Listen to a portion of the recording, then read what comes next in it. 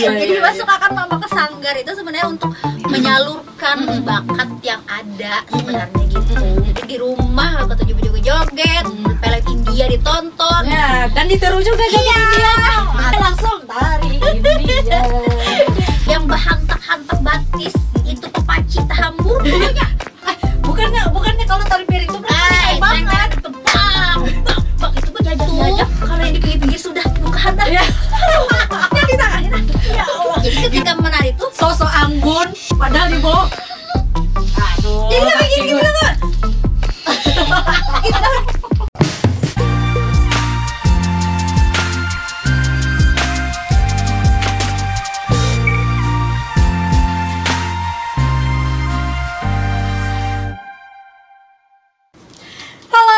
Welcome back di Kominside Kompas TV Banjarmasin. Dan seperti biasa kita selalu menghadirkan narasumber-narasumber istimewa yang tentunya ditemani saya Revi. Dan kali ini berbeda, biasanya saya ditemani dengan rekan saya Sen. Hari ini dengan Sanak Aye. Yeay. Biasa aja. Ya. Emang saya udah.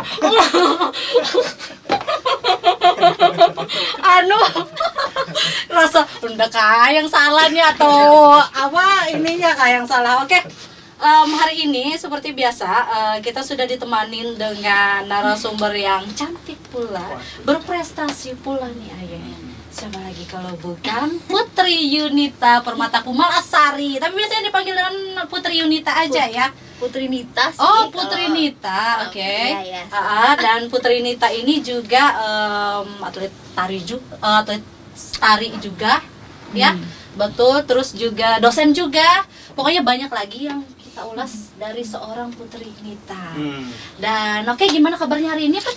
Alhamdulillah dingin. Oh. Studio dingin. Iya, asal jangan hatinya aja yang dingin. Iya.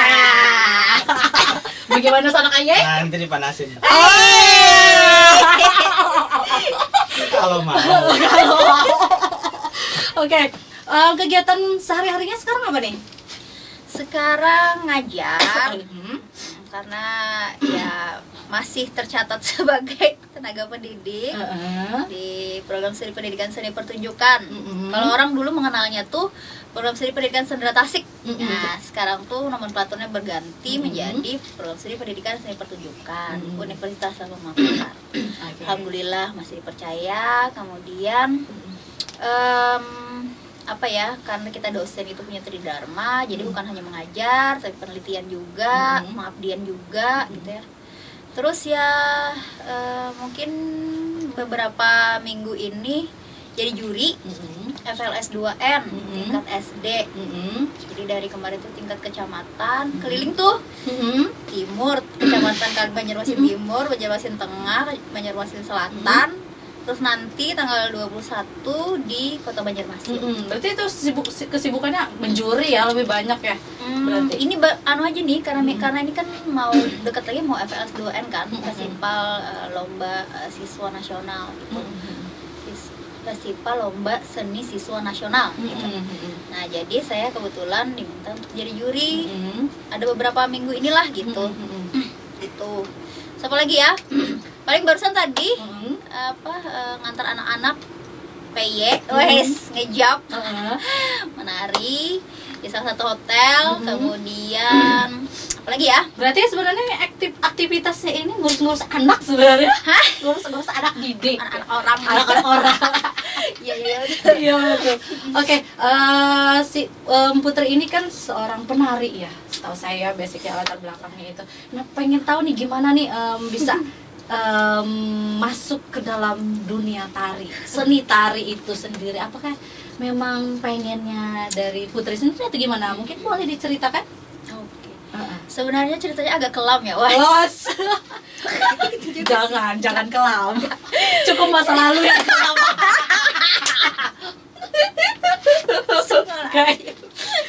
Oke. Nah, jadi sebenarnya dulu tuh cita-citanya pengen jadi dokter. Oke. You know what, like kita sekolah kan ya, nih, gue IPA, anak gitu IPA kan. ya, anak IPA gitu kan. Terus sebenarnya kita ini ya anak IPA IPS bisa cocok. Ya. Biasanya enggak. Kemudian dijerumuskan oleh mak gue gitu kan, sama mama saya itu, karena mama dulu tuh kerjanya di dinas pariwisata provinsi waktu itu. Terus diajaklah oleh orang-orang dari Taman Budaya dulu ya, Bapak Ibu, adakah anak pian hendak empat menari? Nah, kami ada sanggar ya. Enggak pun. Ya mbahnya habis tuh dibawa mama ke situ kan, ke Taman Budaya. Aku tuh nolak awalnya karena sebenarnya kalau nari itu udah mulai TK.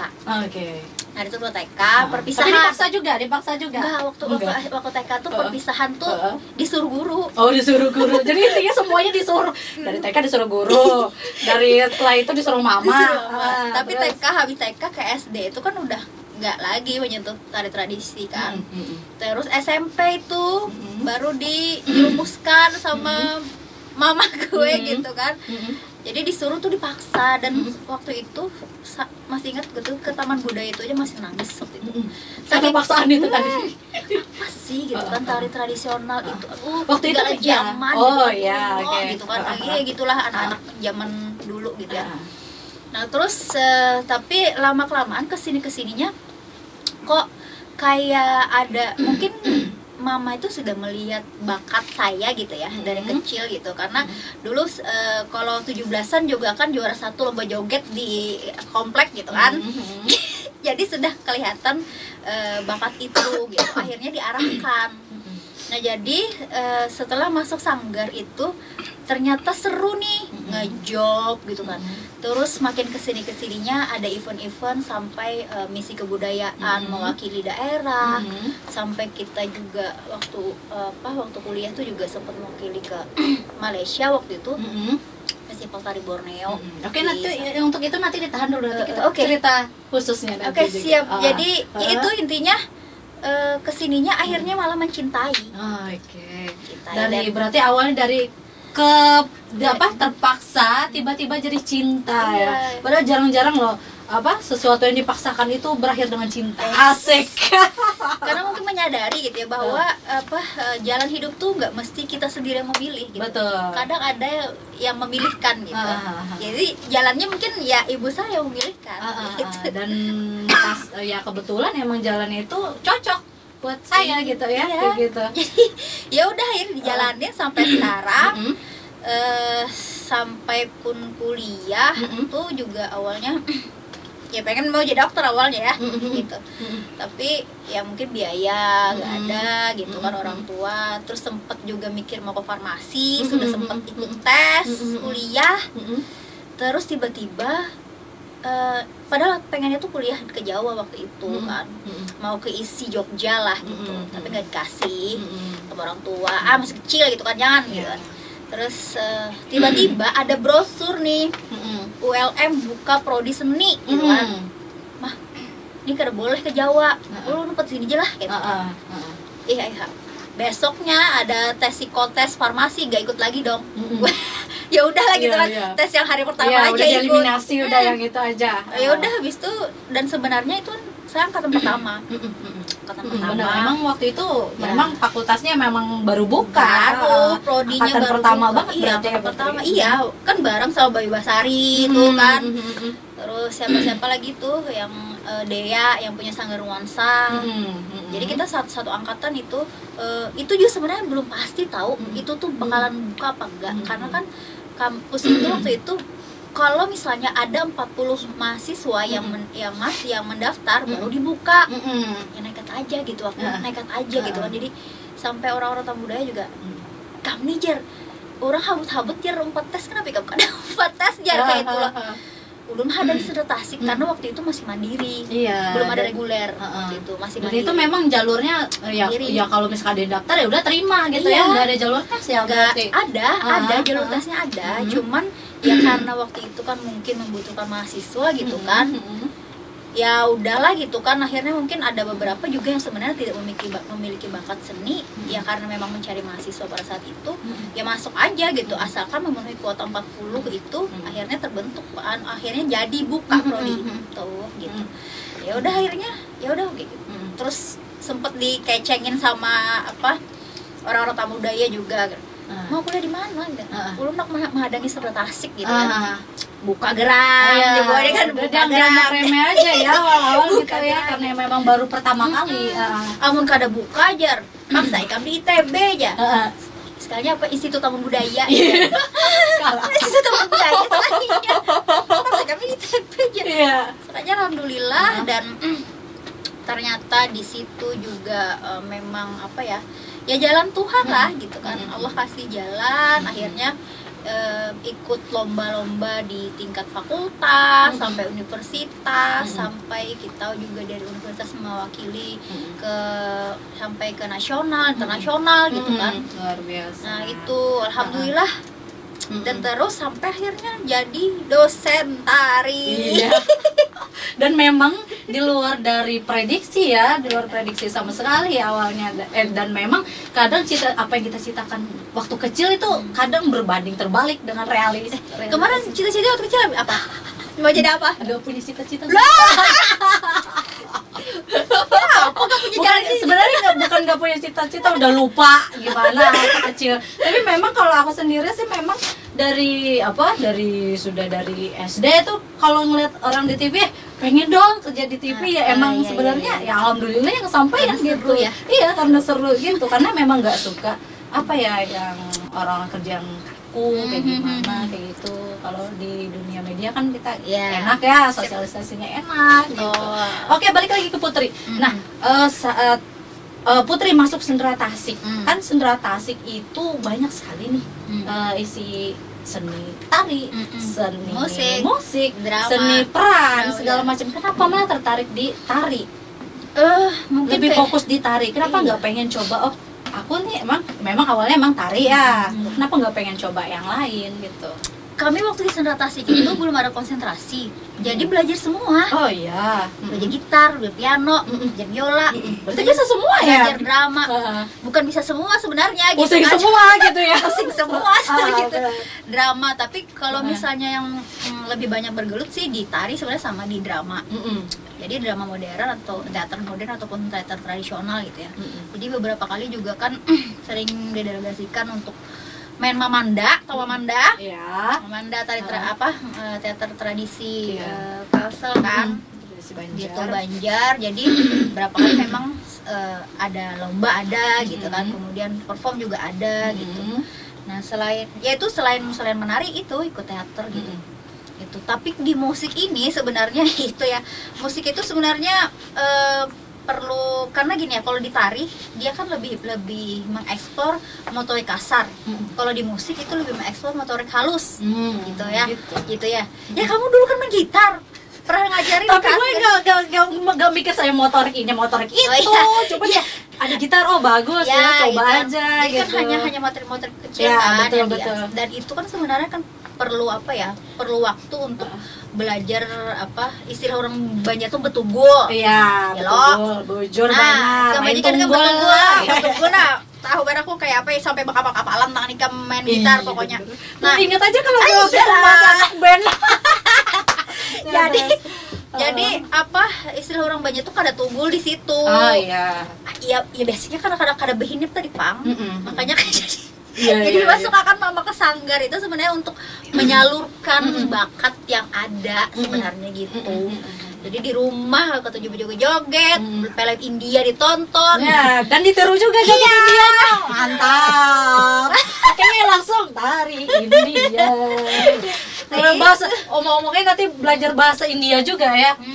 Jangan-jangan paham juga nih. Aca.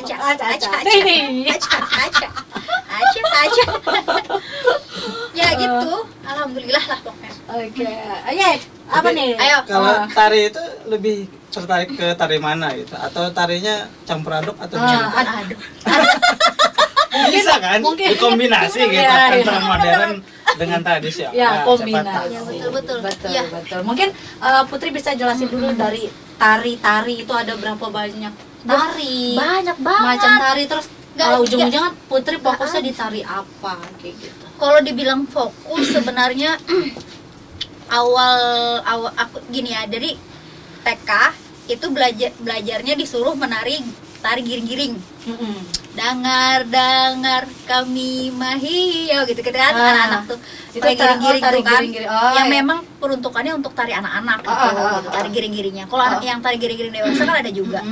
Apa bedanya? Ya beda lah. Oh beda, iya Kan apa ada tari bedanya? anak sama tari remaja dewasa beda gitu, karena kan struktur anatomi mereka kan berbeda. Anak-anak sama anak dewasa, remaja dewasa beda. Jadi memang ada beberapa tarian yang dikhususkan untuk anak-anak, ada yang memang untuk remaja dan dewasa gitu. Nah kemudian SD kan zaman-zaman Britney Spears tuh, ya kan. Nah dari situ belajar ngedance istilah anak zaman now tuh ya ngedance gitulah kan. Nah Iya dulu SMP, memang lagi populer ya, dari barat itu dari India gitu sayukan sebelum ada K-pop kan dulu kan Betul. apa boyband Iya, Westlife, tapi Westlife nggak nari Nah, Boyzone nah gitu-gitulah pokoknya kan. Nah jadi ke situ gitu kan. Terus makanya kan ketika SMP itu sempat masih dengan dunia yang itu tariannya jenis itu, kemudian akhirnya diterjunkan mama ke tradisi, lalu lah fokus di tradisi. Tapi basically sebenarnya aku suka belajar tari apa aja gitu. Jadi aku sudah tradisi aku belajar gitu ya. Kemudian karena di tradisi pun harus berkembang menjadi kreasi, kemudian sampai ke modern. Nah, istilah modern ini sebenarnya adalah mungkin ya orang Indonesia tuh mengenalnya tari kontemporer. Nah, itu tari modern sebenarnya. Tapi kalau misalnya kayak aku bilang tari Britney Spears yang itu sebenarnya kan awalnya kan dari street dance, dan itu kan dipopulerkan oleh mereka terutama gitu ya, King of Pop Michael Jackson kan. Iya betul. Awalnya tari itu kan dibawa orang kulit hitam, yaitu tari jalanan gitu kan. Beda misalnya kayak tari-tarian balet. Balet itu kan tari tradisional gitu. Oh iya, tapi tradisional Iya. daerah sana. Ya, tari tradisional orang Eropa kan, yang mereka latihannya di ballroom gitu kan, di tempat. Dan itu kan Pernah nyoba juga rata. nggak sih balet? Balet aku sebenarnya belum pernah nyoba secara dalam, tapi sebenarnya pernah belajar gitu. Terus yang baru kemarin tahun kemarin sempat ikut Fornas, ya gitu ya, alhamdulillah berezeki emas di Forda. Itu line dance. Line dance itu dansa non couple. Jadi Sendirilah. ya sendiri gitu. Line dance itu kan berdansa berbaris gitu. Jadi sendiri aja gitu, nggak berpasangan gitu. Nah itu kemarin alhamdulillah di Forda itu emas, kemudian mewakili ke Fornas di Palembang, alhamdulillah belum berrezeki di sana gitu kan. Udah coba ya, Ya alhamdulillah, iya pokoknya memang basically memang suka belajar gitu, jenis tari apa aja gitu. Oke. Dari sisi tingkat kesulitan, kalau misalkan yang tradisional atau yang modern dance tadi, gimana menurut Putri perbedaannya kedua? Semua itu punya kesulitan susah. masing-masing. Oh, oke. Nggak ada yang paling Karena- lebih susah misalnya tradisional atau yang gimana? Enggak, karena Enggak ya? mereka Masing-masing. setiap tari itu dia memiliki stylenya masing-masing. Jadi untuk bisa mendapatkan style itu harus tahu tekniknya. Nah, dan setiap tari itu punya tekniknya masing-masing, berbeda. Jadi ketika nanti kita menari Banjar, Banjar itu aja ya. Banjar itu sebenarnya banyak juga stylenya. Kalau misalnya kayak kita di Banjarmasin, daerah Banjarmasin itu kan Banjar Kuala, Banjarmasin, Banjarbaru, Martapura, daerah Tanah Laut itu kan masih Banjar Kuala. Itu kan beda yang sudah mulai Tapin tuh kan Banu Anang kesana Banjar Hulu sudah gitu. Nah itu style tariannya aja udah beda. Belum lagi pedalaman kan, pedalaman Dayak. Beda lagi. Ya, Dayak Meratusnya beda sama Dayak Halong. Beda lagi sama Dayak Bakumpai yang di hilir. Di hilir kalau Dayak Bakumpai kan subetnis dari Ngaju. Kalau Meratus kan subetnis Manyan. Itu kan Deah beda lagi. Nah, kemudian ke Kota Baru sana beda lagi. Jadi Japin-Japin di sini sama Japin-Japin di Kota Baru Beda, di ya? Hulu Sungai beda. Dan itu sebenarnya penari yang cerdas itu memang bagaimana dia bisa mengklasifikasikan tubuhnya, kapan dia harus menggunakan style ini, kapan menggunakan style itu. Berarti dimanapun misalkan dia ke daerah sini, misalkan belajar tari itu dia harus bisa menyesuaikan Iya, dengan harus daerah situ, dan memang harus posisi. tahu bahwa oh ini stylenya seperti ini. karena tekniknya seperti ini. Dan berlaku juga untuk modern dance tadi. Sama. Ya? Di apa modern dance, nah ya sebenarnya ada apa ya, kesalahpahaman secara general dari orang Indonesia perihal modern dance sebenarnya. Ya. Modern dance tuh kan kalau kita taunya ya modern dance tuh ya kayak ya lebih tarik barat-baratan Iya. kalau dulu ya kayak gitu gitu modern kan, dance. terus apa kayak hip hop. Ya, betul. Sebenarnya di sini breaking, break dance Break gitu dance, kan, itu modern dance. Sebenarnya itu tuh bukan modern dance. Modern dance itu coba misalnya kamu searching aja gitu ya, modern dance competition di luar ya, yang di luar di Eropa atau di Amerika. Sebenarnya mereka itu basicnya ballet. Kemudian itu kan awalnya tuh karena mereka itu sudah bosan dengan pakem-pakem yang ada di balet. Jadi mereka bosan sudah pakai sepatu sepatu point shoes. Mereka sudah bosan pakai tutu yang roknya mekar. Iya, betul, gitu. betul. Berarti sepatunya itu yang bijingkit itulah. Ya, itu point shoes namanya. Oh, point shoes. Ya, kemudian karena kan kakinya kan poin, kakinya tuh poin gitu. Dia berdiri di jempol gitu. Jadi jempolnya itu memang harus kuat gitu. Berarti itu susah Ya. banget ya, kita lah mesti Ya. jinjit ya berarti kan ya buat latihan. Iya, kemudian sudah bosan dengan apa iringan orkestra gitu. Akhirnya mereka mencoba keluar gitu, mengeksplor tubuhnya. Modifikasinya Ya, ya. akhirnya mereka, tapi basic yang mereka pakai itu adalah basic balet. Kaki-kaki yang poin, lurus gitu kan. Terus badan yang gitu kan. Nah, itu semua modern dance tuh seperti itu gitu. Dan kalau misalnya kalian mau lihat contoh di Indonesia, modern dance di Indonesia sebenarnya mana sih gitu kan.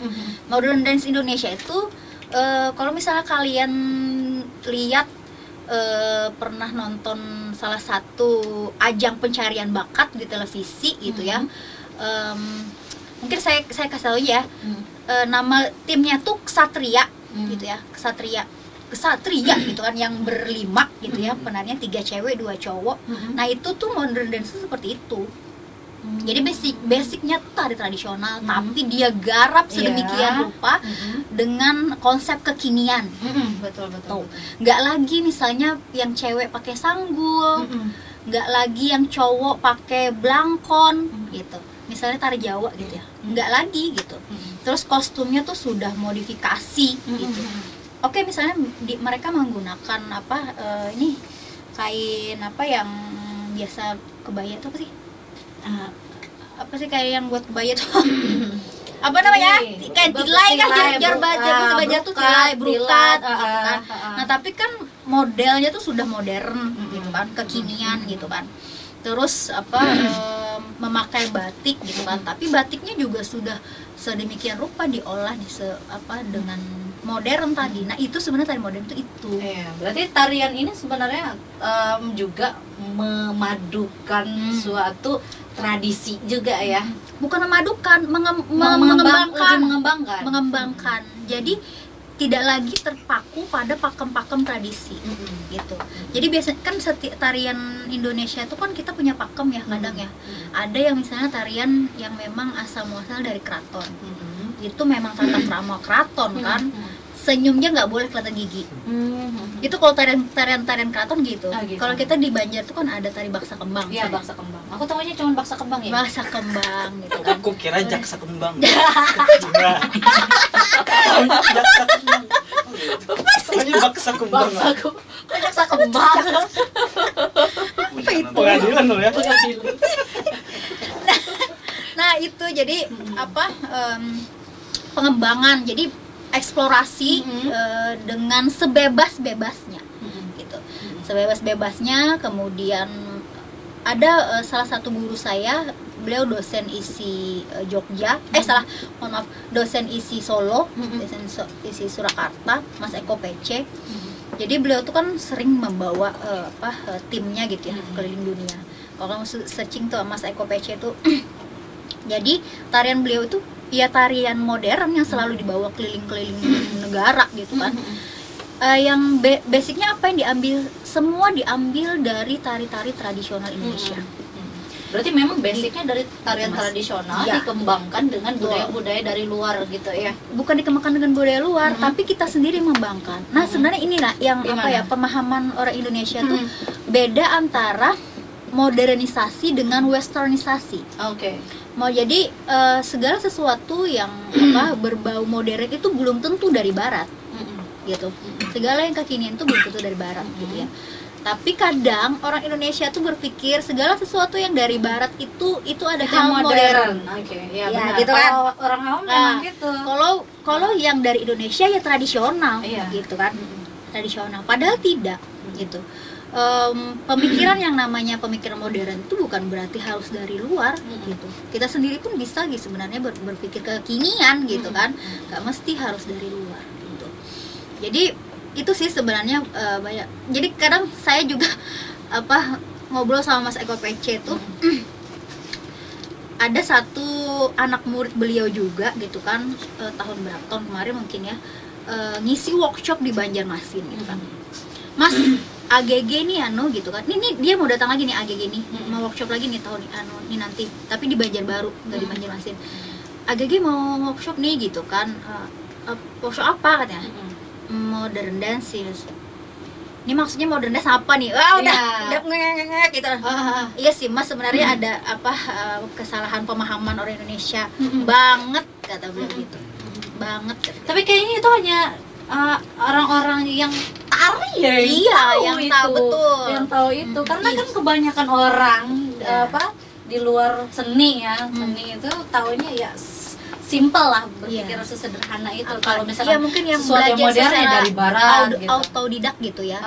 Bukan Dan yang Putri beda. kalau sebelumnya itu mungkin pemikirannya gitu juga. Yes, Iya kan? betul. Dan ketika belajar gitu betul, kan, belajar, cari baru ilmu, tahu. baru tahu oh ternyata Betul. gini gitu. Saya juga main K-pop kan, dulu sampai orang zaman K-pop saya juga main K-pop gitu. Pokoknya Sesuaikan zaman ya, nggak kalah juga jadi sama ya, ini. ya tadi saya bilang karena saya basically suka belajar. Apa aja saya suka belajar gitu. Jadi jenis tari apa aja. Jadi kalau misalnya saya ditanya, kamu anunya apa gitu kan, jurusannya apa tarinya, saya suka bingung jawab. Iya. Karena saya belajar semua, Banyak. harus belajar banyak gitu. Jadi kadang ya pokoknya saya orang tari lah gitu. Iya benar. Kalau seperjalanannya Putri, apa aja nih prestasinya gitu di tari? Prestasi ya Mungkin bisa dari awal. Kita mau cerita perjalanan karirnya Putri kan di sini gitu. dari awal apa ya awal banget tuh ya, mungkin dari Saking banyak udah lupa ternyata. pokoknya kalau misalnya di kampus gitu kan, kami ikut lomba menang gitu kan, baik tingkat fakultas, tingkat universitas. Mungkin bisa kita Peksiminas. ya, Pekan Seni Mahasiswa Nasional. ya, Itu pada tahun 2000 berapa ya? Tahun 2010. Pekan Seni Mahasiswa Nasional. Jadi dari kan itu kan seleksi kan dari tingkat fakultas, kemudian tingkat universitas, yang menang di tingkat universitas baru mewakili ke nasional gitu kan. Nah itu jadi alhamdulillah berapa kali tahun 2010 sama 2012 itu, kemudian festival tari Borneo tadi gitu kan di Sabah, Sabah Kinabalu. Jadi festival tari Borneo itu memang se-Borneo aja gitu. Kalimantan, sekalimantanan, Malaysianya kan yang Sarawak, kemudian yang apa Sarawak, terus Sabah, Brunei, itu bukan yang KL yang di Semenanjung, bukan, yang di Borneo aja. Gitu. Itu rasanya waktu itu pertama kali ngikutin itu kayak gimana tuh Putri? Kan pasti ada ini rasa Asam manis kah? ayam dong. Ya rasa asam, manis, asin, Nano. Campur aduk perasaan. Campur aduk pokoknya. Apa lawan-lawannya kan bukan cuman dari Banjarmasin, Indonesia, bahkan luar negeri tadi. Iya. Gitu. Gimana rasanya? FKTF Festival Tari Borneo juga pernah dulu ya. Jadi kami juga itu di Sanggar ya. Saya dulu ikut Sanggar Perpekindo. Sebelum Perpekindo tuh dulu yang saya dijerumuskan tuh dia CL2B, Yayasan Citra Luhur Budaya Bangsa. Itu dulu ketuanya Pak almarhum Pak Taha, kemudian almarhum Pak Taha pindah ke Tanah Bumbu Pagatan. itu beliau tetap menggunakan nama itu tapi beda lagi, jadi Yayasan Citra Luhur Budaya Banua gitu di sana akhirnya namanya gitu. Nah sudah Pak Taha pindah, almarhum Pak Taha pindah ke sana, akhirnya saya pindah ke Sanggar Tari Perpekindo waktu itu. Nah di Sanggar Perpekindo itu pernah juga waktu itu kami memenangkan Festival Karya Tari Daerah, juara 1, dan itu delegasi ke Parade Tari Nusantara di Taman Mini. Jadi itu memang event tahunan tari gitu ya, berkumpulnya semua penari se-Indonesia gitu. Ya itu pertama yang apa ya, suatu kebanggaan ketika kita berada bersama penari-penari hebat se-Indonesia gitu. Terus melihat itu tim apa individu? Tim ya. Tim, terus ngelihat tarian orang gitu kan, otomatis kita ngelihat budaya orang gitu kan. Berarti yang dibawakan ini budaya masing-masing ya, tarian tradisional budaya masing-masing. Sama ketika yang waktu Peksiminus juga Pekan Seni Mahasiswa Nasional, itu waktu itu di Pontianak gitu kan. Alhamdulillah belum rezeki di Pontianak gitu kan. Terus yang di Sabah juga kayak gitu, gitu. Di Kinabalu juga kayak gitu. Ya kita yang di Sabah itu tarian apa yang Festival Tari itu kemarin kita membawakan 2 tarian. Satu tarian pedalaman, judulnya Bapalas Banua, dan satu lagi tari Japin Lenggang Banua. Nah jadi di situ ya melihat juga akhirnya budaya orang gitu kan. Dan perasaan tim sendiri gimana? Pasti banyak yang hebat-hebat nih, ada perasaan takut atau gimana gitu. Kalau aku sendiri sih enggak sih ya. Enggak ya. Enggak tahu teman-teman gue. Enggak tahu teman gue gitu kan. Kalau ya ada tuh bangga aja gitu. Iya. Yang ada tuh bangga aja. Pokoknya kalau sudah sampai sana tuh anak menang kakak ada kasar aja sudah. Bujur bandar. Pokoknya yang penting sudah ketika kita tuh menjajak banua orang gitu lah. Sebagai seorang delegasi gitu kan, membawa misi kebudayaan, itu bangganya tuh bukan main gitu. Beda ketika misalnya kita cuman jalan-jalan gitu kan, ngeluarin ongkos sendiri gitu, beda gitu.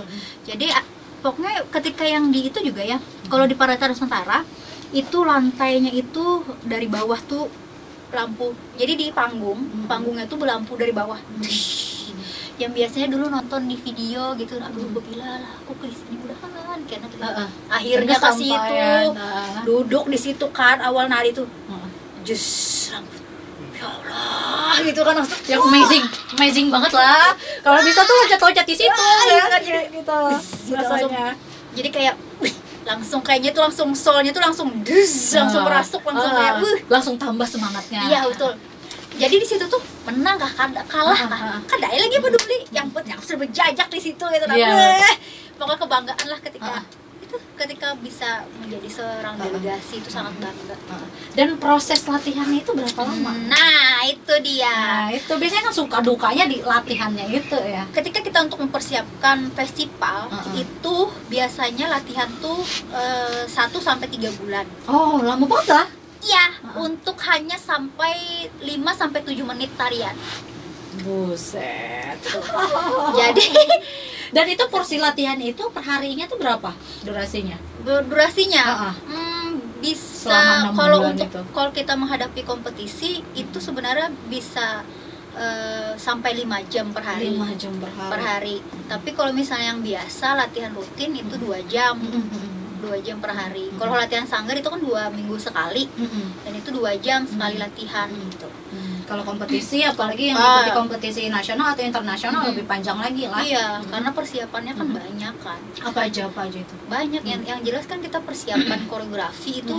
Berarti koreo itu ada yang latih atau kalian bikin gerakan sendiri atau gimana? Kalau sebenarnya sih kalau kita ya dididiknya di sanggar, kita tuh eksplorasi tubuh kita dulu gitu kan. Kalian cari dulu, terus nanti koreografer itu baru menata. Ini bisa dipakai, ini nggak bisa dipakai. Oke, ini bisa kita combine, ini nggak bisa gitu. Nah terus kita menyamakan tubuh gitu kan, menyamakan volume, samakan teknik gitu kan. Terus yang paling sulit udah ada menyamakan rasa. Karena menari itu harus ada wiraga, wirama, wirasa, wirupa. Yang paling susah dari wira tadi. Wirasa. Wirasa ya. Karena wirasa itu kan ekspresi, jiwa. Terus Dan itu dalam tim harus nyatu ya. ya harus Dan- ada chemistry satu iya, tim. iya. Gimana Karena itu? teamwork gitu kan. Ya itu jadi Sampai kita, menuju ke Iya. samanya rasa Hmm. itu gimana? iya gitu. jadi kita saling komunikasi gitu. Jadi komunikasi kayak ini gerakannya segini, Mhm. tangannya seapa, Mhm. kepalanya kemana, habis itu batisnya seapa, lebarnya dan segala macam itu dikomunikasikan. Nah dari komunikasi itu terjalinlah sebuah ada chemistry kita terbangun gitu kan. Terus selama proses itu yang kayak makan bareng gitu kan. Terus intinya berproses bersama itu ya memang karena kita sadar bahwa ini adalah teamwork. Tidak ada yang menonjol satupun dari kita. Kita kalau misalnya kita oke bareng nih. Kalau misalnya Jangan ada satu, yang oke banget jangan atau ada yang lemah ya di ya situ. gitu. Jadi harus menyamakan itu, menyamakan soul itu, chemistry itu yang paling Susah sulit. ya. Iya. Paling sulit. Jadi kan ketika misalnya ada tarian yang harus sama, harus serampak, itu kan harus serampak. Kepalanya kemana, gitu kan? Matanya kemana, gitu. Tangannya seapa tingginya, gitu kan. Semua harus sama, gitu. Kalaupun duduk misalnya rendah-rendahnya seapa, gitu. Semua harus sama, Dan gitu. Tapi ketika misalnya beda, kan kadang ada yang beda dimensi, gitu ya. Betul. Ya memang harus beda-beda. Tapi kadang ada juga ketika kayak penonjolan karakter. Misalnya ada penonjolan karakter, ada alur cerita yang dibawakan di situ. Nah di situ terserah situ anak eksplorasi, hajar aja situ kan. Ada karakter yang dibawakan dan itu cuma hanya beberapa orang saja gitu. Tidak semua. Nah itu silahkan anak bereksplorasi kayak apa aja harapnya, terserah situ, keluarkan ilmu kanuragannya sekuat-kuatnya pokoknya. Ilmu kanuragan apa nih? Silahkan pokoknya gitu. Nah, Gitu. tapi ketika misalnya masuk lagi dalam Iya. tarian yang satu tim harus sama, ya harus sama lagi Iya, sebenarnya. betul. Oke. Dari tadi nih pengen ada kayak yang dikeluarkan, nungguin ngomong apa nih? Apa nih? Yang pengen Berarti kalau yang Putri. ngikut-ngikut kayak delegasi itu berarti per kelompok, berarti kelompoknya itu ada yang solo, ada yang 2, ada yang 3 gitu ya.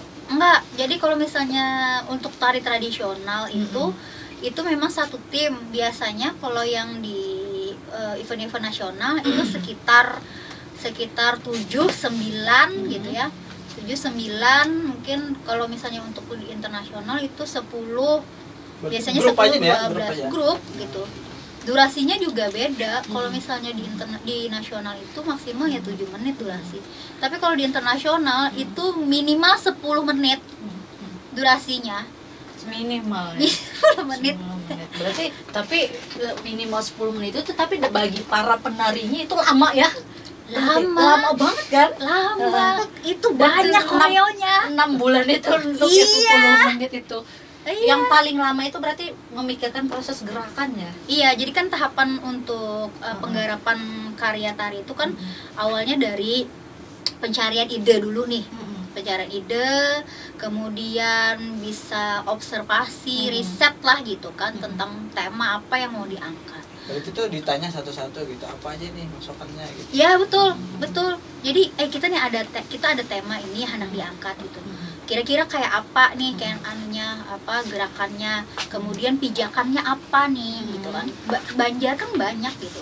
Japin tadinya saya bilang banyak kan, Japin Kuala, Japin Hulu, Japin Kota Baruan, terus ada gagahan Banjar, klasik gitu kan. Terus pedalaman, Berarti inspirasinya ini dari semua tim Banyak, itu iya. terbuka gitu ya. ya. Misalkan Akhirnya gerakan gini, sudah ada ketemu ide, kemudian kita eksplorasi tubuh, eksplorasi gerak. Nah, sudah eksplorasi gerak, baru kita improvisasi dari eksplorasi yang gerakan-gerakan yang sudah ditemukan dari eksplorasi tadi. Kemudian habis itu baru pengkomposisian. Nah, pengkomposisian itu akhirnya memadupadankan gitu kan. Ini harusnya kayak apa gerakannya, kemudian levelnya bagaimana. Terus akhirnya baru istilahnya kristalisasi, pembakuan. Ini udah jangan lagi nih berubah. Udah tarinya kayak gini nih, sudah bentuknya seperti ini. Jangan dirubah lagi. Oke, sudah. Nah, baru akhirnya masuk ke musik iringan. Nah, sekarang tuh kan sebenarnya konsep musik dalam tari itu agak apa ya, bukan agak lagi, terbalik sebenarnya. Sebenarnya kalau posisi musik dalam tari itu kan pengiring tari. Jadi harusnya kan tari dulu diciptakan, baru ada musiknya mengiringi. Jadi musik dulu baru tari. Nah, sekarang tuh karena kebutuhannya instan gitu ya. Apalagi misalnya kayak lomba-lomba yang ibaratnya apa, waktunya pendek gitu penggarapan. Akhirnya kebanyakan ini kan kita ada anak bola tarian, nah temanya gini, ulah kan musiknya lah. Padahal tariannya gini kada melihat lagi penang komposernya tuh, penata musiknya tuh kada tahu. Akhirnya musiknya jadi musiknya hanya koreografernya bola tariannya. Balik sebenarnya kayak itu lah. Tapi sah-sah aja sebenarnya walaupun dibalik itu, atau ada kesulitannya kah? Sebenarnya kan posisi musik dalam tari itu bukan hanya sekedar mengisi kekosongan gitu ya, tapi satu mengisi suasana. Betul, menghidupkan suasana ya, bukan suasana. hanya kita melihat, menikmati. Karena kan tari hanya dilihat, menikmatinya itu. Membangun suasananya, karena kan ada pesan yang ingin disampaikan, ada alur yang dibawa gitu kan. Kemudian membangun karakter. Jadi karakter di tarian itu kan beda-beda tuh, tergantung. Nah kadang kalau misalnya konsepnya itu terbalik, terkadang hal-hal itu tuh akhirnya tidak muncul dalam tarian itu. Berarti itu salah satu kendalanya juga lah. Ya, jadi kendalanya di kita di Kalimantan Selatan ini memang agak jarang untuk kompetisi tari gitu ya. Dan kalaupun misalnya ada, waktunya tuh mepet-mepet gitu. Paling misalnya kan apa ya, seminggu gitu. Kayak ini aja, kayak lomba FLS 2N nih gitu ya. Sebenarnya juknis dari pusat itu belum ada. Tapi alhamdulillah gitu ya, Kota Banjarmasin itu sudah punya inisiatif gitu untuk bisa duluan. Jadi akhirnya menggunakan juknis yang dulu, tahun dulu gitu kan. Akhirnya lomba itu ya mepet gitu. Tapi sebenarnya nggak apa-apa gitu ya. Nanti setelah misalnya ada dari pusat juknisnya keluar gitu ya, itu tinggal menyesuaikan aja lagi. Tapi kan persiapannya udah lama kan menuju ke nasional gitu. Nah maksudnya gitu. Itu mungkin tujuan dari pemerintah kota mungkin melaksanakan dinas, terutama dinas ya, dinas pendidikan budayanya Banjarmasin ya. Jadi kan itu waktunya agak panjang ke nasional. Ya, dan saya tanya memang kabupaten lain belum melaksanakan, kabupaten dan kota lain belum melaksanakan gitu. Baru Banjarmasin yang melaksanakan. Ini nanti tanggal 21 insya Allah nanti FLS 2N tingkat SD kita yang ngejuri nanti. Berarti Putri ya yang nanti yang melatih atau ngejuri? Ngejuri nanti insya Allah. Nanti. Kalau melatih belum? Melatih? Iya, saya melatih. Jadi saya belum punya sanggar, tapi saya punya grup. Namanya Artsotic gitu, Artsotic Pro. Jadi saya ambil nama Artsotic itu sebenarnya dari apa ya, kayak eksotisan sebuah seni gitu. Pro-nya tuh belakangnya profesional. Iya, jelas profesional gitu kan. Karena ya itu, jadi paling misalnya ada job, ini nanti mau ada acara ini nih, kita perlu tari ini, oke, garap gitu kan.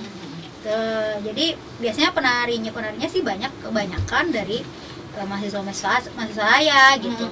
Terus ada juga yang orang luar, tapi kebanyakan yang mahasiswa saya gitu. Ya itu sudah memberikan juga sih sebenarnya, memberikan salah satu wadah mereka untuk belajar selain di kampus. Betul. Terus untuk Putri sendiri, dari dalam diri Putri sendiri, ada nggak sih, bukan kendala sih, lebih kayak perbedaan antara Putri sendiri yang latihan tari dan melatih? Ya jelas. Nah, jelas banget itu. Ya gimana? Kalau kita melatih itu kan kita nggak tingkat kesulitannya lebih sulit mana? Sulit melatih anak orang kan kita sendiri. Ada kesulitan masing-masing. Kalau misalnya kita yang latihan gitu ya, itu kan kita harus fokus dengan tubuh kita. Betul. Ya kan? Jadi jangan sampai ada tubuh kita yang sedikit pun di luar kontrol kita. Karena kalau misalnya di luar kontrol kita, akhirnya ia bisa tasilahu, tapalicuk, tempelin aja koyo. Nah itu burut.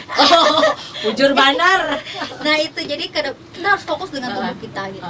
Nah sedangkan ketika kita melatih, kita harus fokus melihat anak yang kita didik. Ya, gerakan Sambil dia, kita memikirkan koreografinya, kita Jadi, harus memikirkan gerakan ini mulai anak orang tes lakukan kadang. ya betul, seperti itu.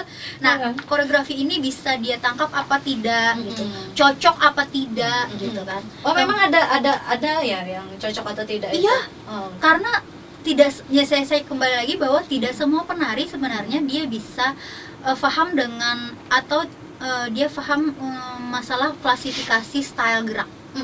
Jadi kadang misalnya ya, dia biasa menari japin.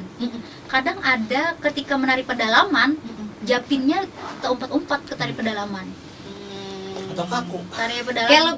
Jadi kayak lebih kayak logat lah. Jadi saat kita misalkan daerah ini Nah, kita bawa logat Banjar. sama, gitu. kan itu kan memang bagian budaya Iya, kan iya, gitu iya. kan.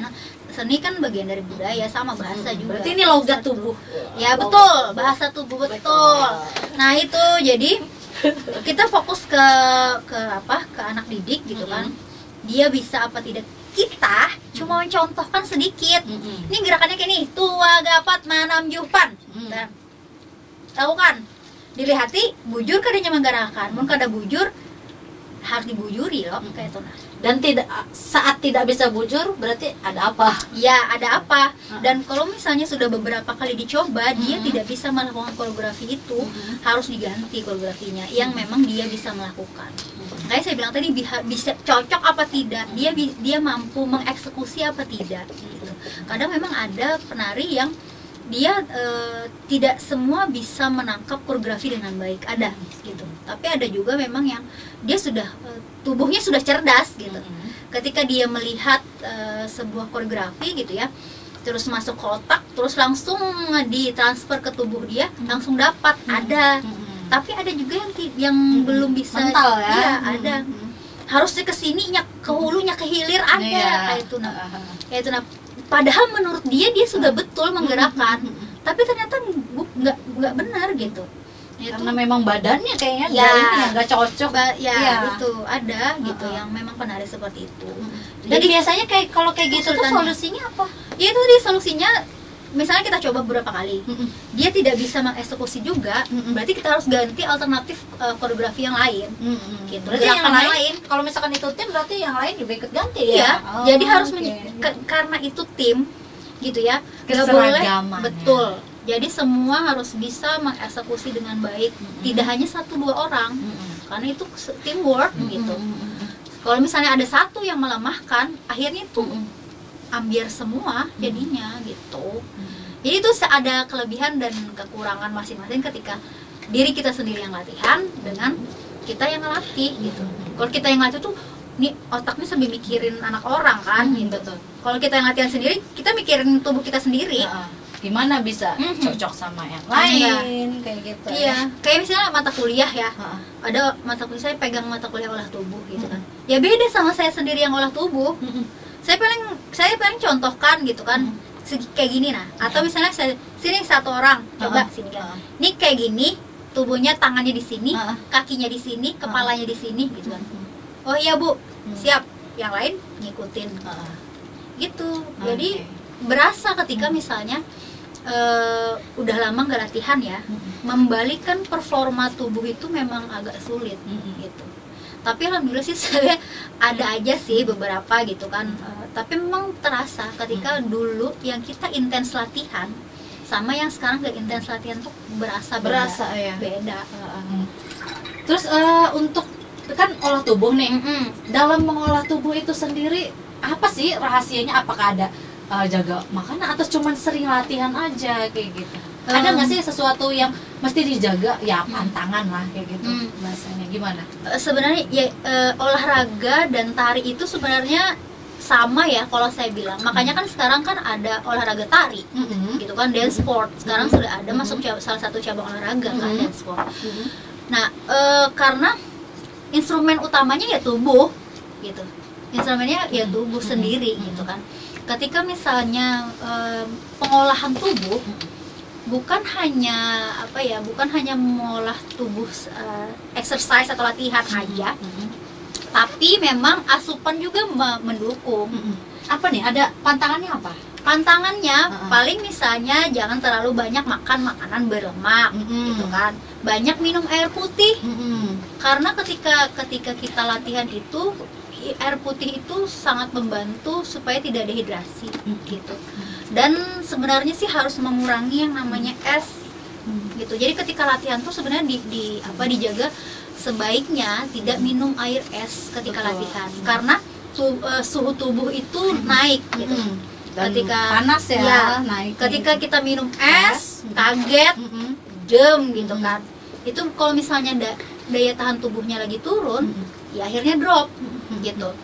Tapi kalau misalnya daya tahan tubuhnya memang bagus aja, ya mungkin nggak masalah gitu kan. Ya setiap orang beda-beda. Tapi sebenarnya lebih baik dihindari lah gitu untuk minum es ketika latihan. Oke, aku nih penasaran nih Put.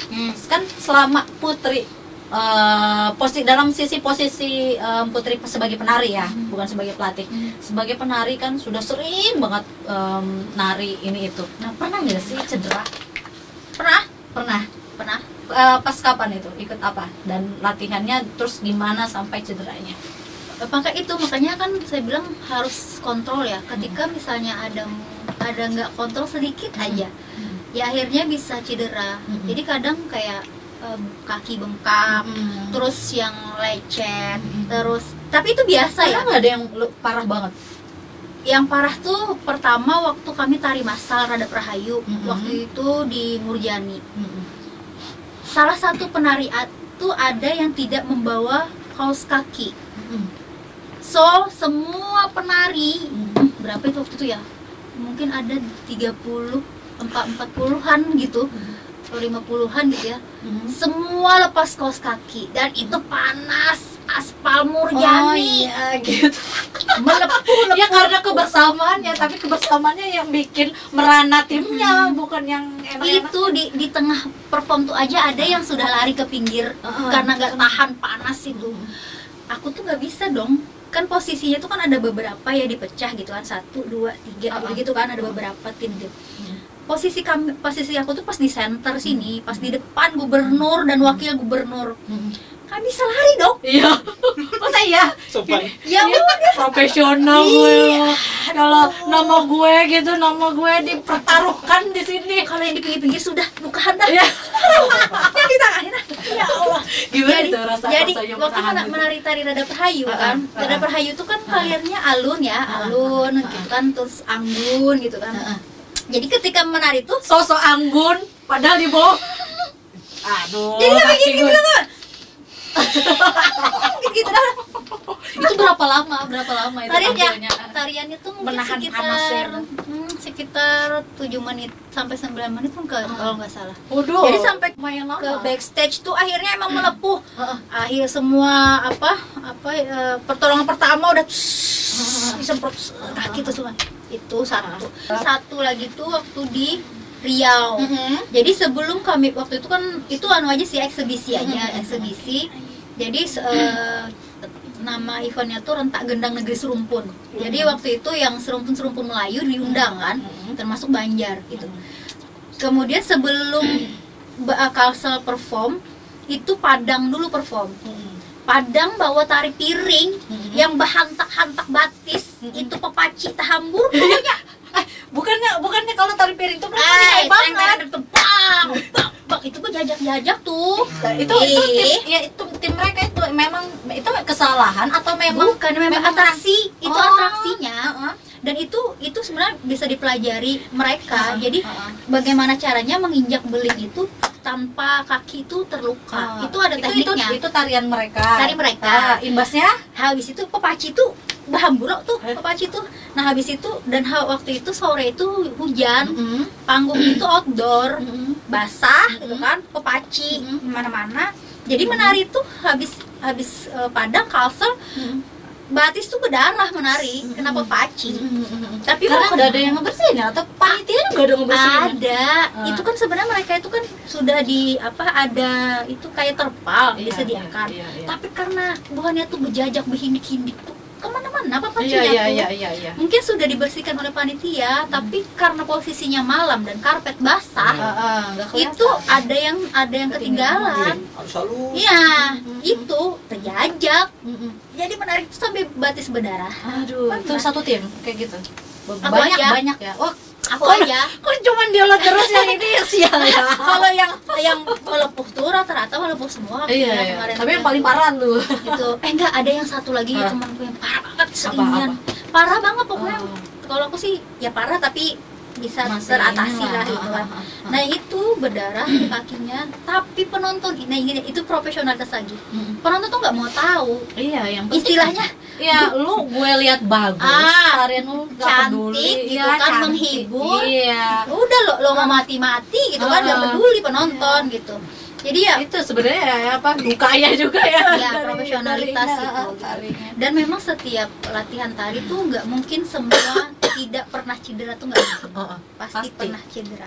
Apapun itu, baik luka, Ya, baik minimal bengkak, kesalahu lah. iya, silahu tadi gitu. Kalau tepelicok kah batisnya, ada nang tepelicok gitu nolo bangkak jarinya tuh ada macam-macam lah pokoknya. Tapi kebanyakan memang di kaki ya. Kalau mungkin daerah pinggang ke atas tuh jarang memang. Kecuali nang sesalto tuh. Nah itu tadi kan momen sedih, momen bahagianya yang nggak bisa dilupain, yang sampai Banyak. sekarang mungkin membekas. Itu salah satunya yang aku bilang tadi, ketika kita masuk di Taman Mini itu ada nama gedung Sasono Langan Budoyo di Taman Mini Indonesia Yanda tuh. Nah di situ panggungnya ini lantainya ini kaca dan di situ lampu tuh dari bawah. Itu momen yang waduh anak menangis ada juga menari di situ tuh gitu. Nah karena biasanya kan cuma lihat di laptop gitu kan, video-video orang di video-video, aduh gila menari di situ gitu. Jadi karena itunya menangis gitu kan. Iya, jadi kan kayak apa ya, kayak Menangis senang. Oh, bangga, menangis. senang gitu kan, kayak karena nyangka nih gitu kan. Pokoknya di situ kada peduli dah menang kah kalah. Tapi kesitunya kan halus lah awak. Kan Taman Mini tuh. Iya. Tadi mengerusut kalau dingin. Kan cincin halus. Iya. Sama sih. Karena kita pernah di Banjar, Taman Ganal. Aduh. Harus tadi. Iya, oke. Oke, lanjut. Kalau tulang pipi gue sakit lagi gitu. Terus, Iya. oke, kan Putri ini pelatih tari juga, penari juga. Tapi pernah nggak sih? Bukan pernah sih. Sebenarnya aku pernah lihat kamu di teater juga penampilannya. Itu apa? Gimana ininya? Iya itu karena Bisa berarti perpaduan antara seni peran dan seni tari gitu ya. itu jadilah beda sebenarnya. Penari yang dia belajar di teater itu beda. Jadi teater itu membantu untuk kewirasa tadi. Kewirasa. Untuk mendalami rasa ikut teater. Betul gitu. Jadi saya kan ikut teater itu dari SMA. Iya. Bukan dari SMP yang aku ikut nari itu nah. Yayasan Teater itu juga. yayasan itu ternyata tidak hanya tari. Tapi kami juga kemarin itu main teater anak. Kan anak-anak tuh masih kan semua. Jadi main teater anak dari situ. Kemudian masuk SMA ikut lagi dua pijar. Dunia pikiran pelajar dua pijar tuh dua itu kan karena SMA 2 kan kita kan. Itu Om Ariel pelatihnya waktu itu. Nah di situ mulai mendalami teater. Akhirnya di kuliah pun ternyata ada mata kuliah drama kan, dramaturgi ada. Ketemu sama Kang Edi gitu. Akhirnya belajar lagi teater, mendalami teater lagi.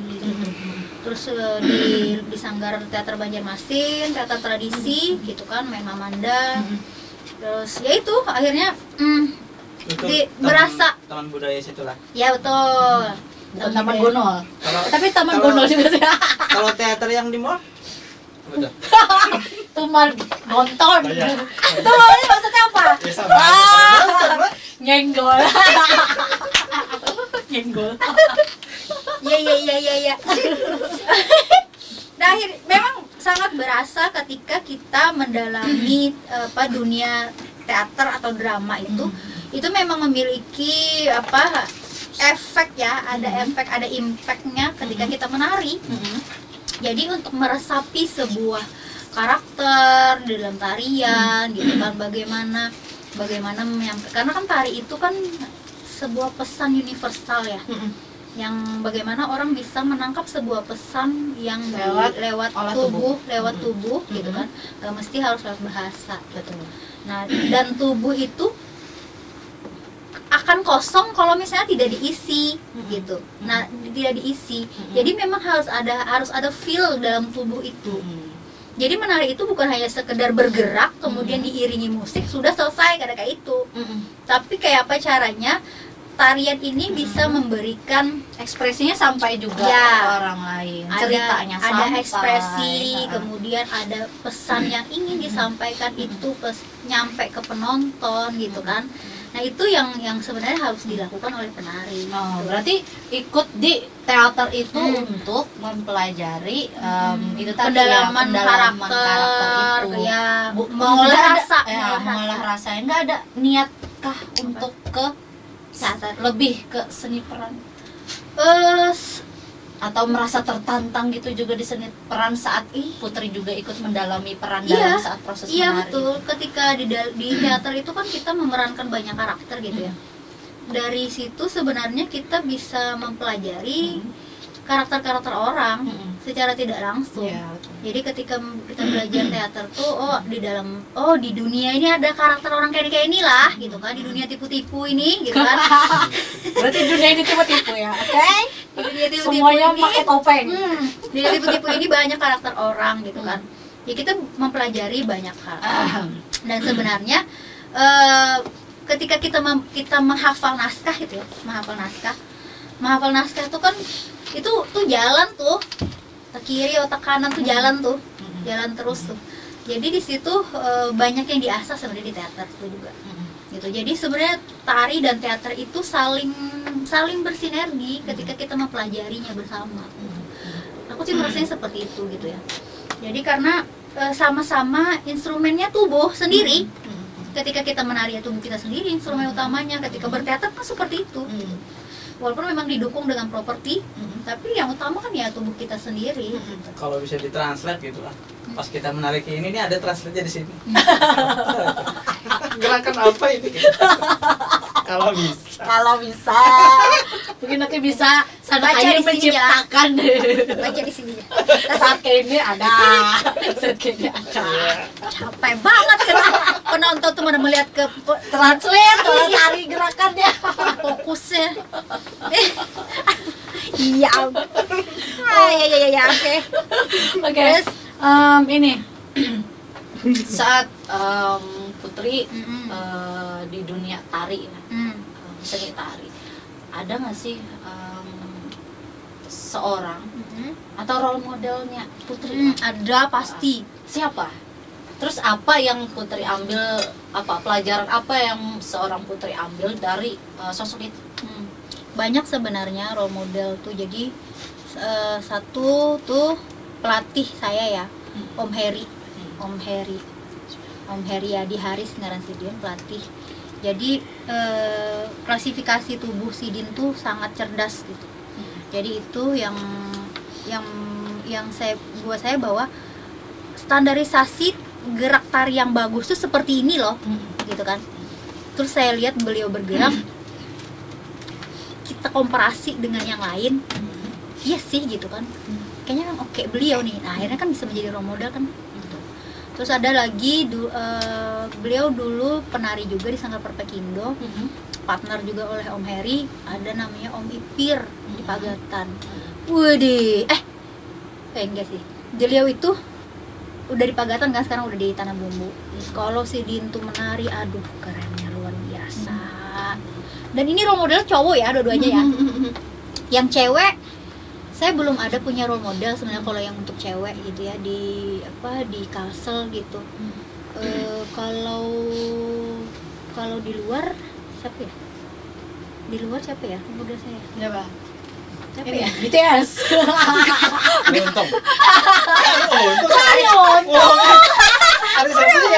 tulang. Iya, hari tulang.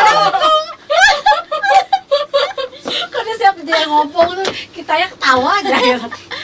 Karena sebenarnya kalau penari cewek itu banyak yang bagus. Tapi Banyak, bagus banyak. Ya saking banyaknya tuh nggak ada yang bisa yang aku kayaknya role modelku ini deh gitu. Belum ada sih sebenarnya gitu. belum ada yang menyentuh hati sih sebenarnya. Iya gitu. Jadi kebanyakan cowok. Kenapa? Apa perbedaan? Kalau Putri menganggap sendiri, kenapa mesti yang tadi yang cowok itu tadi? Kan kata Putri tadi kan banyak ini yang cewek. Apa nilai plusnya di mata Putri? Iya, jadi jarang ya penari cowok tuh kan jarang memang. Ya kan? Ya kan? Penari cowok tuh jarang. Karena cuman karena dia penari cowok dan hebat karena itu. Bukan hanya itu, tapi ketika misalnya beliau punya punya standarisasi, punya standarisasi yang bahwasanya kalau misalnya di bawah standar nih, lu nggak masuk nih, gitu kan? Oke, itu jadi kita di Sanggar tuh punya standarisasi yang memang ini nggak boleh di bawah ini nih. Gitu. Kemudian bagaimana beliau itu disiplinnya. Saya dari CL2B masuk ke Sanggar Tari Perpekindo itu nunggu dulu 2 tahun. Jadi nggak bisa ujuk-ujuk ketika saya masuk sanggar ada job langsung dibawa menjob, kada bisa.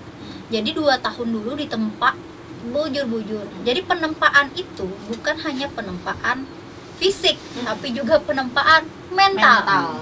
Jiwa. Ya, penempaan mental tuh yang paling penting sebenarnya. Jadi ketika misalnya kan jadi cadangan, jadi aku jadi cadangan misalkan jadi penari cadangan, kan dipakai nih kan. Aku kecewa kah kada? Aku pacangan ampih dari sanggar kah kada nih? Gitu kan. Nah, ketika misalnya beliau tuh melihat bahwasanya oh berarti anak ini dia punya mental yang bagus nih, gitu kan. Dia gigih nih, gitu. Dia serius, gitu kan.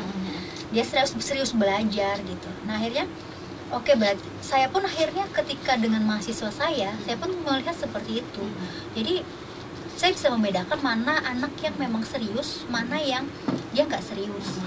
Cuman gaya-gayaan, ya, bukan benar-benar gigih ya. Dan ada juga sebenarnya yang ini anak skillnya bagus gitu kan, tapi mentalnya nggak bagus. Pas disariki aja. Besok-besok kan masuk lagi. Disariki. Ya. Tapi ini penyarikan loh. Iya. Hati-hati, jangan segol-segol lagi sama dia. Ntar di luar studio diomelin. Oh, bilang iya kamu. Karena kita semua orang-orangnya sudah Sebenarnya mungkin bukan penyarikan, tapi mungkin saya tegas aja dalam menyikapi. Apa bedanya lah? Beda lah. Kalau orang penyarikan tuh keredah hal apa-apa bisa sarik sorangan. Itu orang penyarikan. Karena apa-apa bisa sarik sorangan tuh bisa. Alasannya apa? PMS ya? Tolong ayo PMS dia jadikan alasan untuk menyarik. Bukan alasan dah. Itu. Jadi ya memang itu satu disiplin, kan disiplin, kegigihan. Karena karakter Sidin tuh kayak gitu. Itu betul. yang diambil Putri Ya. sebagai. Dan ini ketika misalnya kita kita mengangkat satu tema, pijakannya tuh jelas gitu. Pijakan itu jelas. Jadi itu, makanya itu juga yang saya terapkan ketika saya mengajar. Jadi kamu kalau misalnya bicara tarian, jangan misalnya saya contoh misalnya tari Dayak ya. Kebanyakan orang, itu tari Dayak Banjar tuh itu tari Dayak Kalteng gitu. Sebenarnya kita tidak bisa mengklasifikasikan berdasarkan daerah administratif ya. Karena orang Dayak itu tersebar di seluruh Kalimantan sampai di dunia sebenarnya. Kalau misalnya ada orang ngaju di Kalteng, ada juga di Kalsel gitu. Ada orang Manyan di Kalteng, ada juga orang Manyan di. Jadi kalau misalnya kamu mau menggarap sebuah tarian, pijakannya harus jelas. Kamu mau menggarap tari etnis apa? Dayak mana? Dayak apa? Ya, jangan ambigu ya, Iya, harus jangan jelas. ambigu gitu. Bukan masalah kita tidak membicarakan soal administratif negara gitu. Tapi kita membicarakan masalah etnis gitu. Itu harus jelas. Kemudian Manyan yang di Kalteng juga memang akan berbeda dengan Manyan yang di Kalsel. Karena akan berbeda juga dengan Manyan yang di Kaltim dan di daerah lain. Ketika misalnya mereka berpindah, kan mereka beradaptasi lagi dengan daerah setempat. Jadi pasti akan ada ciri khas gitu. Ya memang mungkin ada pasti ada kesamaan pasti, karena sama-sama satu rumpun induk itu kan, tapi pasti ada perbedaan gitu. Nah itu sih kenapa saya role modelnya beliau berdua itu. Jadi pijakannya tuh kalau misalnya di tarian tuh jelas gitu. Menurut Putri sendiri ini ada nggak sih suatu kekhawatiran tentang tari-tari penari di Kalimantan Selatan ini, Putri? Khawatirnya itu sebenarnya kebanyakan sekarang tuh menari itu latihannya instan. Tapi pengen hasil yang maksimal gitu ya. Atau sekedar beramian aja. Nah itu dia. Kebanyakan itu kayaknya. Itu dia. Beramian, keren-kerenan ya. Iya, jadi kayak sebenarnya ketika kita mau belajar tari kreasi itu harusnya belajar dulu tradisi. Jadi tahu dulu nih, oh ternyata yang pakemnya tuh seperti ini. Ada hal-hal yang harus kita jaga ini, tapi yang nggak boleh kita lakukan tuh ini gitu. Nah ketika kita sudah mulai mengembangkan ke tari garapan baru, tari kreasi garapan baru, itu sudah tahu pijakannya gitu, sudah tahu pakemnya awalnya gitu kan, sehingga mengembangkan itu nggak asal mengembangkan. Sekarang tuh banyak comot daerah malah mencomotnya tuh ke daerah-daerah lain gitu, akhirnya malah mengkaburkan identitas tari Banjar. Betul Gitu. Nah itu yang karena kenapa? Karena mereka tuh belum belajar dulu tradisi Banjar. Masalah yang paling aja ya, kayak misalnya bogam, kita kan punya ciri khas yang bunga dironce, bogam kecil, itu yang pinggirnya melati, tengahnya mawar, yang beruntai, yang biasa di pengantin itu ya, yang ini apa? Kemang bogam gitu ya. Penaruhan bunga bogam itu aja kan sebenarnya ada makna tersendiri. Di kanan kah, di kiri kah? Kalau orang bujang menaruhnya di kiri. Makanya kalau misalnya Bu Gonpin melihat pemilihan Nananggaluh, ini kembangnya tuh sebelah kiri anakannya. Karena boleh sebelah kanan. Sebelah kanan ini sudah belaki. Oh, iya. Itu sama misalnya sanggul 8. Nah, sekarang tuh sudah jarang ada tarian yang menggunakan sanggul 8 tuh, baik sanggul 8 bebuntut yang kayak galuh Banjar tuh, atau yang full. Nah kalau yang 8 bebuntut itu masih gadis. Oh iya. Dan itu pun sebelah kiri. Makanya kan beberapa galuh tuh kayak ini. Iya. Oh, kupikir itu hanya sekedar penataan dari rambutnya aja. Ternyata memang ada maknanya ya. Iya. Presiden juga melajarinya. Nah itu kan kita datangkan dia jadi tahu, jadi nambah ilmu nih. Orang Bahari itu kan kada serta merta sebenarnya memunculkan sebuah tradisi itu kan kada, apalagi sudah menjadi sebuah budaya gitu kan. Pasti ada suatu alasan dibaliknya, ada filosofinya, ada filosofinya, ada maknanya, ada nilainya gitu kan. Baju kurung sisi itu aja, kenapa kurungannya karena di pas ini menyisit jadi di belakang. Iya betul. Kenapa? Nggak tahu. Kupikirnya emang desainnya dari sono emang kayak gitu. Itu kan bisa dipakai ke muka ke belakang atau ke belakang. Iya. Kadang kan orang kada tahu memakai di muka. Harusnya kalau misalnya galuh, makanya galuh Banjar memakai sisi di belakang. Karena itu melambangkan dia masih gadis. Oh, oke, masih segel. Kalau misalnya sudah di muka, ini biasanya itu gasan yang sudah beranakan. Fungsinya gasan busui. Oh iya. Busui, tahu. Menyusui. Iya, betul. Tumben. Budur lah. Tadi cabul banget lah. Jadi jangan budur lah. Setelah tercerahkan. Nah, itu. Berarti kalau misalkan lihat penari-penari, nah itu yang gadis-gadis tuh takut. Kena tuh banyak-banyak mengundang yang dosen-dosen aja. Tambah pinter Iya. kita. Iya lah itu. Jadi banyak filosofi yang sekarang itu sudah mulai tergeserkan. Banyak anak-anak muda sekarang yang kada tahu soal itu. Jangankan misalnya orang yang ibaratnya tidak bersentuhan langsung dengan seni ya. orang yang bersentuhan langsung dengan seni aja banyak yang kada tahu sebenarnya yang soal kayak itu.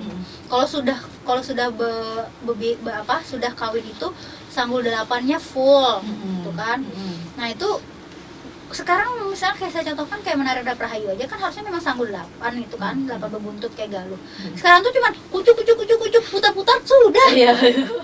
Saking yang ibaratnya udah nggak gitu kan, nggak peduli udahlah gitu, nggak peduli atau ada maknanya atau enggak, yang penting udah cantik udah gitu. Padahal kan harusnya kita generasi sekarang Zaman ini now. yang menjaga itu, menjaga itu ya, salah satu tradisi tradisi gitu kan. Makanya kan menjaga. ketika belajar seni otomatis memang belajar budaya, nggak bisa nggak belajar budaya gitu.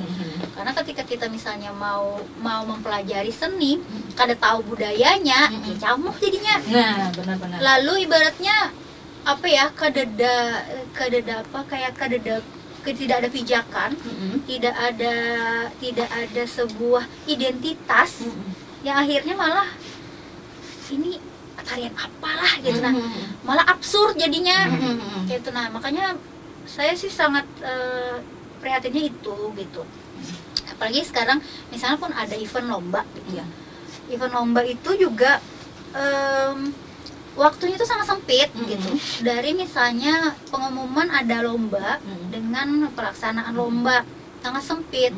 Penggarapan tuh, makanya saya bilang tadi kan penggarapan tari itu tidaklah sebentar, prosesnya panjang gitu, banyak yang harus disiapkan, gerakan, koreografinya, kostum, riasnya, propertinya, kalau misalnya ada lagi set panggungnya gitu kan, musiknya. Jadi tari itu saya bilang salah satu kesenian yang mahal. Betul. Yang mahal gitu. Berarti kada larang. Berarti ada larang. Iyalah. Mahal tuh larang. Oh iya kan. Murah lah. Luput kita. Iya.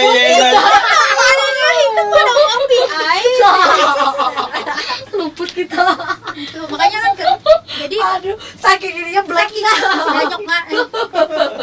Jadi makanya kan ketika kuliah tuh juga kita memang banyak mengarahkan pengetahuan mereka untuk tidak hanya bisa menarikkan, tapi mereka juga tahu secara kontekstualnya gitu. Ini peruntukannya tarian untuk apa? Kemudian apa sih filosofinya, tujuannya untuk apa? Nilainya apa? Maknanya apa yang terkandung? Karena kalau di kita kan di bawah keguruan ya, FKIP kan. Jadi memang seni di sini posisinya adalah sebagai media pendidikan. Jadi di mana seni itu bisa membentuk karakter anak gitu kan, untuk bisa menjadi karakter keindonesiaan yang kita miliki gitu. Sekarang sudah mulai tergeruskan itu ya. Terus kayak banyaknya sosial media sekarang gitu kan. Aduh. Jadi tradisi itu udah pelan-pelan udah mulai menghilang jadinya gitu. Ya makanya bukan sebenarnya cuma tari dan lain-lain, tapi juga permainan tradisional udah hilang apalagi. Sekarang kan anak-anak zaman sekarang udah mulai gadget. Ya main gadget aja gitu kan. Sampai yang bayi aja dicekoki gadget kan sekarang betul. gitu. Padahal itu kan sangat tidak baik untuk mereka, kasihan gitu. Dan membentuk pribadinya pun itu sebenarnya tidak baik. Oke, lanjut. Tadi kan kita udah membahas sebagian besar mengenai apa itu tari, kemudian juga kita sedikit banyak berbicara tentang teater. Kembali lagi kita ke Putri. Untuk prestasi terakhirnya tadi apa aja nih? Prestasi terakhir diraih. Tahun tadi 2022. Itu tadi saya ikut di Inorga. Kalau kan kita di olahraga di Indonesia ini kan ada di bawah KONI dan di bawah KORMI kan ya.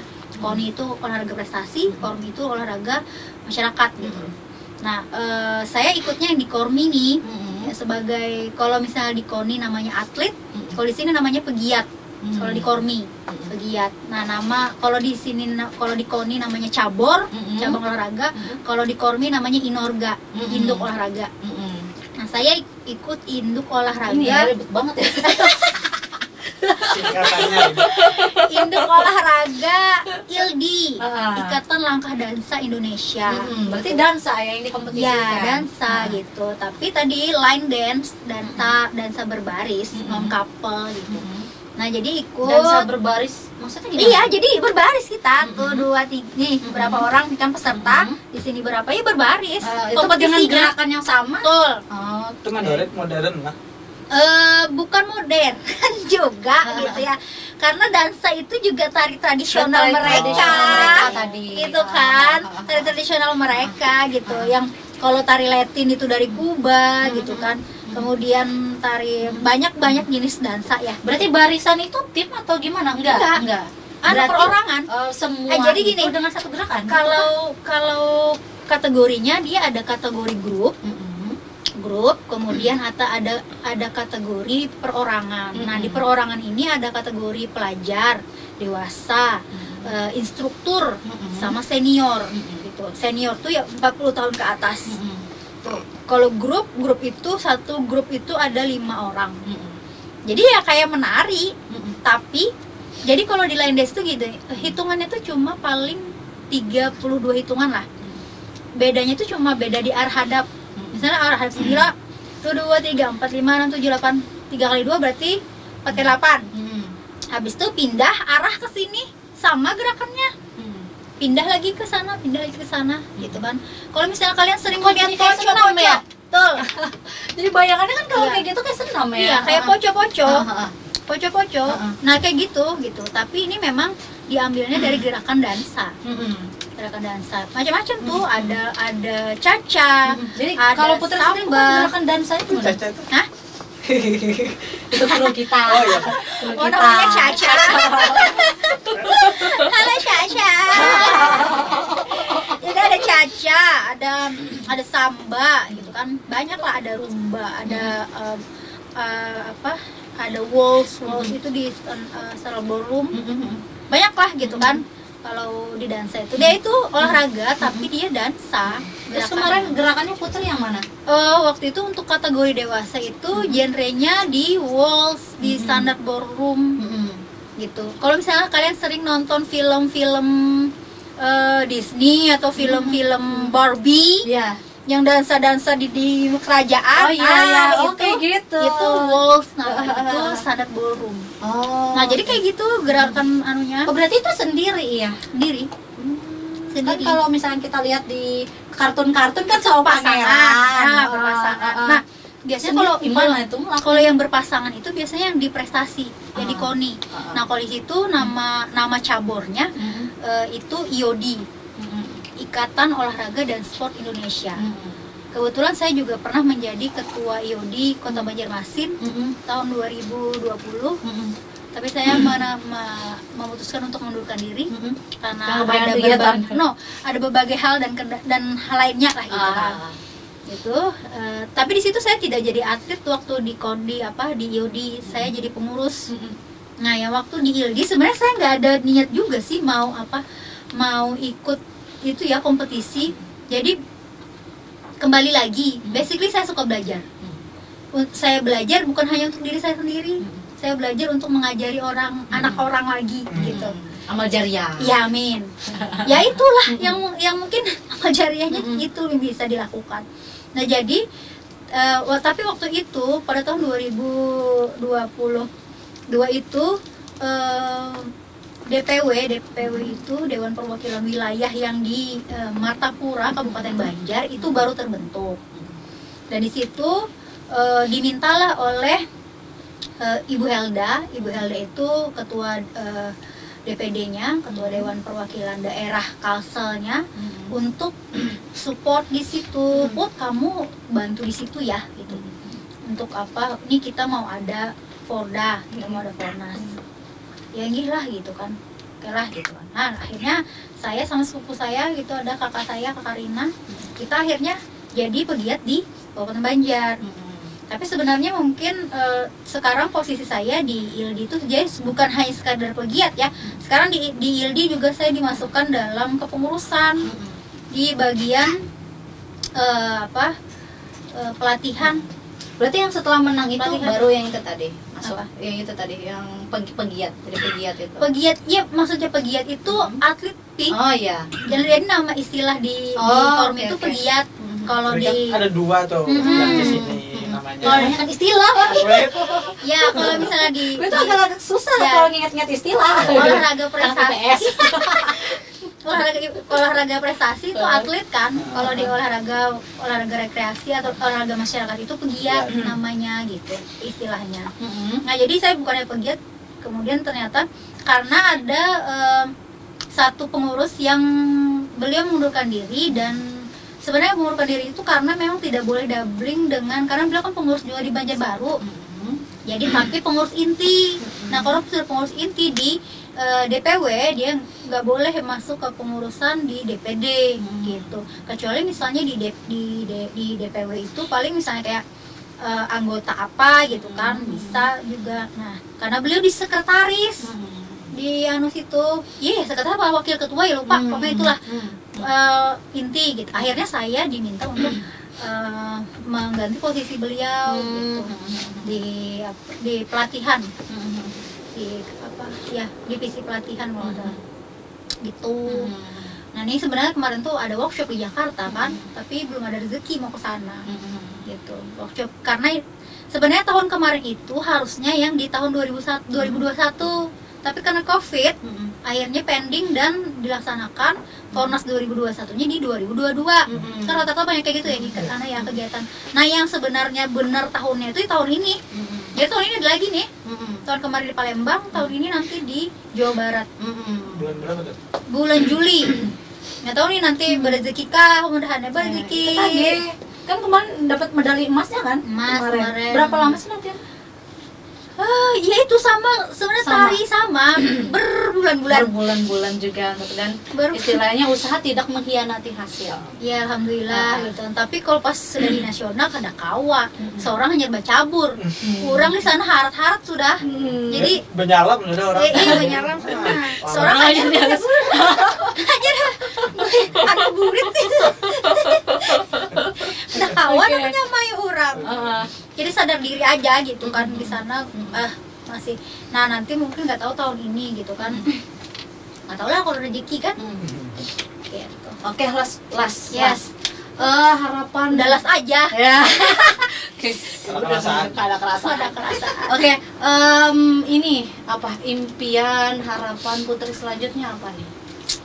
Apa ya? Nah, udah kurang berarti terlalu banyak kegiatan dia mah mau apanya gitu. Mungkin harapannya harapan yang tari-tari di Kalsel atau kayak apa? Iya. Sebenarnya Itu impian pribadinya. saya punya harapan kedepannya tuh kayak harapan gimana? bahwasanya memang tarian Kalsel tuh bisa dikenal juga oleh orang Indonesia di luar sana.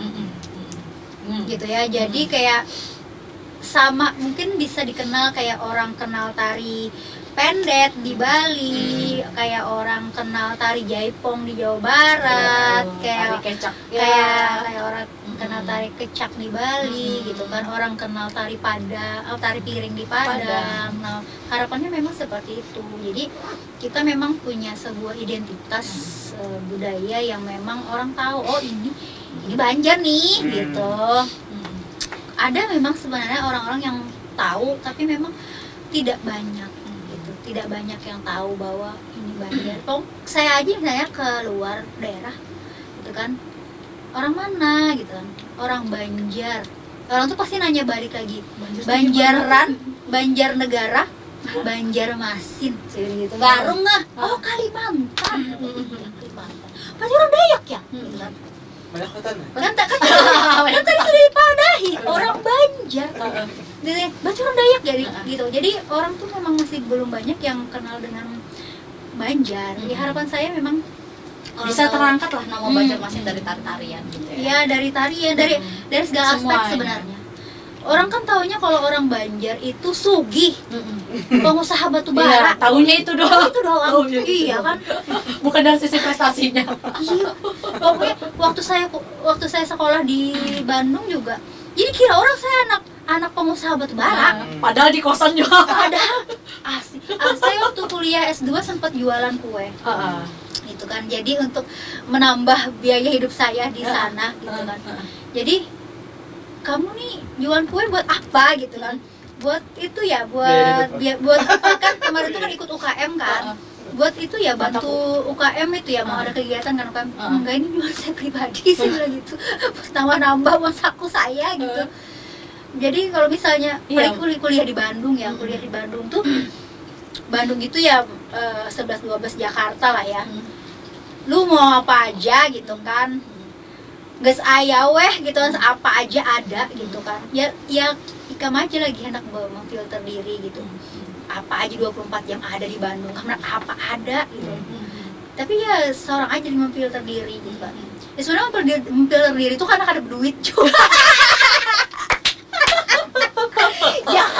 Ya kan asli lah, anak ini ini memotivasi juga nih buat teman-teman kita di rumah. Ya kan asli, anakmu sahabat bara lah, saku aku keluyuran juga, kadang karuan kuliah juga bisa.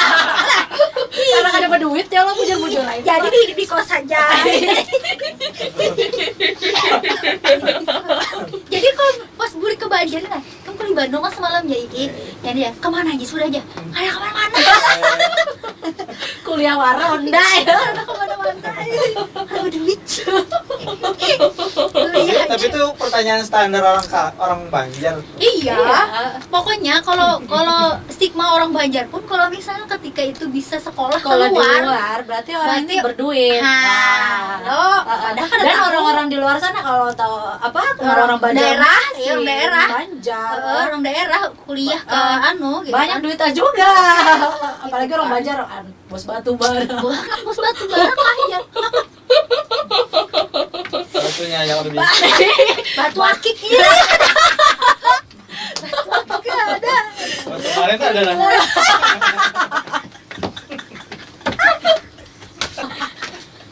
Banyak minum supaya kan batu marit. Oh iya.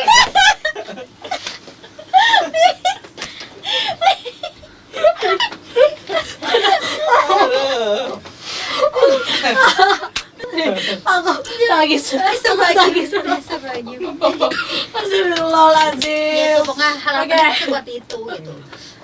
Ya kayak sebenarnya kan banyak ya artis orang Banjar loh. Tapi orang tuh kada tahu bahwa artis orang Banjar. Karena tidak pernah mengekspos budayanya. Oke, seru sekali hari ini obrolan kita. Terima kasih banyak Putri sudah hadir di Kominsight Kompas TV Banjarmasin. Mungkin next lain kali kita akan undang lagi, mungkin entah itu di program yang sama atau di program yang berbeda. Oke, ya saudara teman-teman di rumah, jangan lupa saksikan terus program Kominsight Kompas TV Banjarmasin. Sampai jumpa minggu depan. Dadah. Assalamualaikum warahmatullahi wabarakatuh.